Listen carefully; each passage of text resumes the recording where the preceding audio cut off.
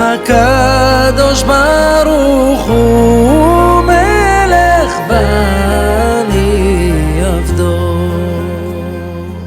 Donc à la question si nous avons l'obligation de contempler les existants ou non, eh ben, on répondra qu'effectivement on en est contraint, et pour le prouver on va présenter 3 raisons. La première raison, elle sera reliée au domaine de l'intellect, c'est-à-dire au niveau du sechel. La seconde, elle émanera de la Torah écrite. Et la troisième prendra sa source dans la Torah Sheba'al Peh, dans la Torah orale. Alors, petit 1, du point de vue de l'intellect. Alors, c'est très intéressant la démonstration que le Rav va faire ici. Rabbi Bachya ben Pakuda dit « L'Éternel a distingué l'homme des autres êtres vivants. De quelle manière ? En lui octroyant le pouvoir de la réflexion. » Donc, ce qui distingue un homme d'un animal, c'est la faculté de réfléchir, de penser. Et donc, cela implique, pour ce dernier, le devoir d'utiliser ses facultés intellectuelles pour découvrir les secrets de la sagesse qui se trouvent en chaque existant. Donc, en d'autres termes, si Hachem t'a donné un sechel, c'est forcément pour que tu l'utilises. Sinon, il ne l'aurait pas fait, il t'aurait laissé, il t'aurait créé animal, comme n'importe quel autre animal de la terre.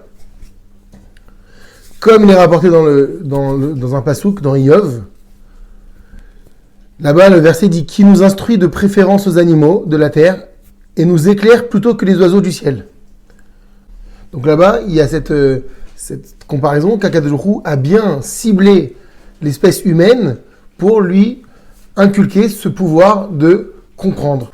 C'est pourquoi le Chovat Halevot dit que c'est la contemplation des existants qui place l'homme au sommet de la hiérarchie des êtres vivants. Et cette position hiérarchique, eh bien, elle évolue selon les capacités de réflexion. Plus tu vas contempler et déceler la sagesse qui se trouve dans chaque existant, et plus tu vas gravir cette échelle de la hiérarchie. Plus un homme y contemple, plus en réalité il se réalise en tant qu'être humain, puisque l'homme a été, encore une fois, distingué des autres créatures parce qu'il a du sechel. Par contre, à l'inverse, tout homme qui ne répondrait pas à cette obligation, donc à cette obligation de contempler, se verrait littéralement relégué, non pas à une position égale à celle des animaux, mais à une position inférieure à celle des animaux. Donc, comment est-ce que le Rav peut se permettre de dire qu'un homme qui ne contemple pas est relégué sous l'animal ? Eh bien, ici est un verset dans le prophète Ishaïa. Un bœuf connaît son possesseur. Un âne, il connaît la crèche de son maître. Mais Israël ne connaît rien.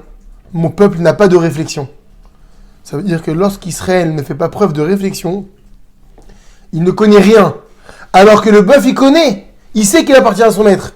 Donc ça veut bien dire qu'on voit bien dans ce verset que quand Israël ne connaît pas, il est moins qu'un animal. Ça, c'était du point de vue donc de l'intellect. Du point de vue de Torah chez Birtav, de la Torah écrite. Alors là, effectivement, le Rav va présenter plusieurs versets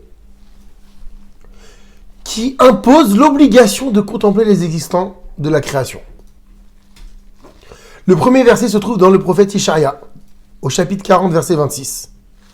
Le prophète dit « Levez les yeux vers les cieux et voyez qui les a créés. » C'est une sorte d'impératif. C'est un impératif.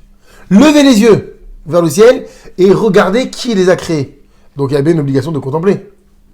C'est à travers le ciel que tu vas essayer de comprendre qui les a créés.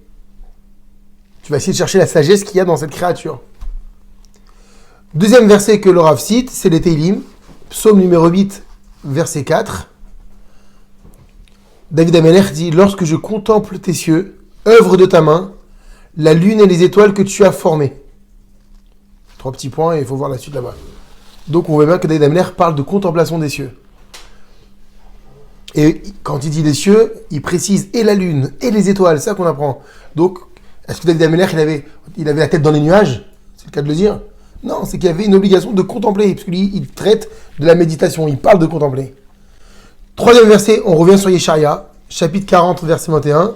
Vous ne savez donc pas, vous ne comprenez donc pas, ne vous l'a-t-on pas appris dès l'origine ? Ne saisissez-vous pas ce qu'enseignent les fondements de la terre ? Ne saisissez-vous pas ce qu'enseignent les fondements de la terre. Qu'est-ce que c'est les fondements de la terre? Eh ben, regarde, observe la terre. Et tu vas comprendre un enseignement. Et cet enseignement qu'on recherche, c'est quoi? Ben, c'est la sagesse qui s'y cache. Les 3 versets qu'on vient de voir indiquent explicitement donc l'obligation de contempler la création. Maintenant, les versets qu'on va citer, eux, ils vont souligner de manière plus générale le devoir d'ouvrir ses yeux et son cœur pour appréhender la sagesse qui se cache dans toute créature. Donc, encore une fois, je le répète, les 4 versets qu'on va voir maintenant, ils sont plus généraux. C'est toujours dans le prophète Yeshaïa, au chapitre 42, verset 18. « Vous qui êtes sourds, entendez. Aveugles, ouvrez les yeux et voyez. » Donc là, si tu es sourd, comment tu peux entendre? C'est-à-dire qu'en réalité, c'est toi qui veux bien être sourd, qui ne veux pas écouter. Aveugle, ouvrez les yeux et voyez. Ben non, s'il est aveugle, il ne peut pas voir. C'est-à-dire qu'on parle de quelqu'un qui peut voir, mais qui a choisi d'être aveugle. Donc on voit qu'il y a, de façon générale, ici, une obligation de contempler. Et puis, il y a ce verset qui vient, dans Qoéleth, l'Ecclésiaste, c'est le roi Salomon, chapitre 7, verset 2. Le roi Shlomo, il dit la chose suivante. « Mieux vaut aller dans une maison de deuil que dans une maison où l'on festoie. Là se voit la fin de tout homme, et les vivants doivent la prendre à cœur. » Parce que très certainement, que si tu restes dans une maison où l'on festoie, qu'on a dit hier, c'est intéressant, s'ils festoient, c'est qu'ils pensent qu'à remplir leurs désirs. Ils ne vont pas chercher ce qu'il y a à l'extérieur. Alors que dans une maison de deuil, qu'est-ce qui se passe? On réfléchit. On pense à Hachem. C'est ça qu'il dit. Mieux vaut aller dans une maison de deuil que dans une maison où l'on festoie. Parce que dans la maison où on festoie, se voit la fin de tout homme. Pourquoi la fin? On a dit l'homme, il se distingue par son da'at. Mais si tu veux, tu n'es que dans un endroit où on mange, on remplit ses désirs, on assouvit ses plaisirs. Donc, tu ne réfléchis pas. Alors que dans une maison de deuil, au contraire, c'est là que toute la réflexion se fait. On pense à la valeur de la vie, on pense à l'intervention divine, on pense au jugement d'Hachem. Toujours dans l'Ecclésiaste, chapitre 2, verset 14, ce passage, il est souvent mentionné. Le sage a ses yeux dans la tête, et le sot chemine dans les ténèbres. Ça veut dire quoi, le sage a ses yeux dans la tête? Ça veut dire que le chacham, il regarde. C'est le parallèle fait avec l'aveugle dont on parlait tout à l'heure. Aveugle, ouvrez les yeux. Donc, quelqu'un de sage, c'est quelqu'un qui voit. C'est quelqu'un qui regarde, c'est quelqu'un qui contemple. Le sot, lui, l'idiot, il marche dans le noir, donc il voit rien. Donc, s'il voit rien, il contemple rien, ça veut dire.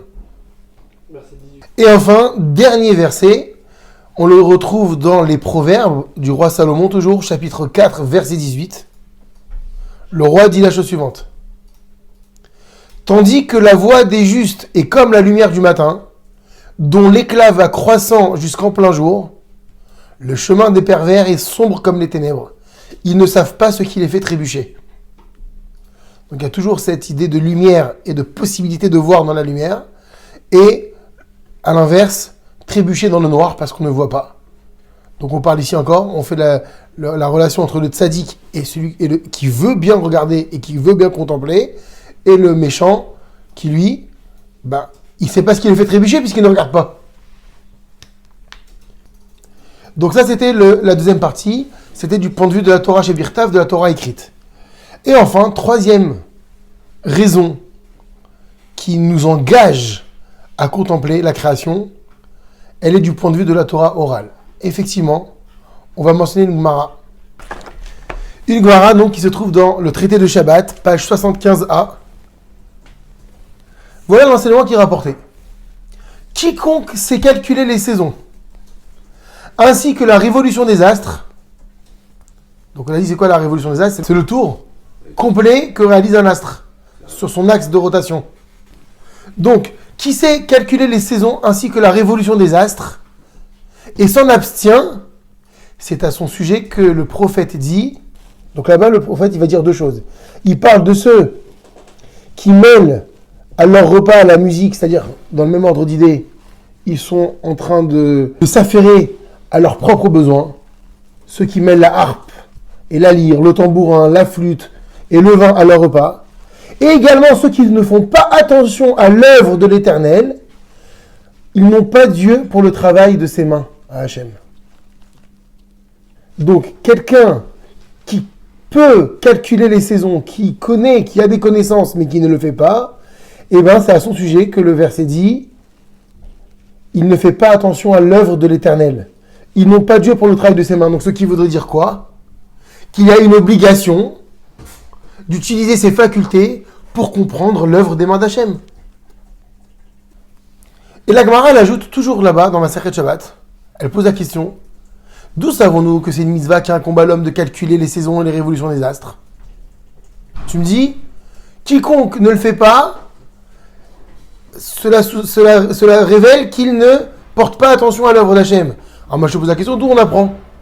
D'où on sait que c'est mitzvah, là-bas il y a le terme de mitzvah dans la Gemara, qui incombe à l'homme de calculer les saisons et la révolution des astres.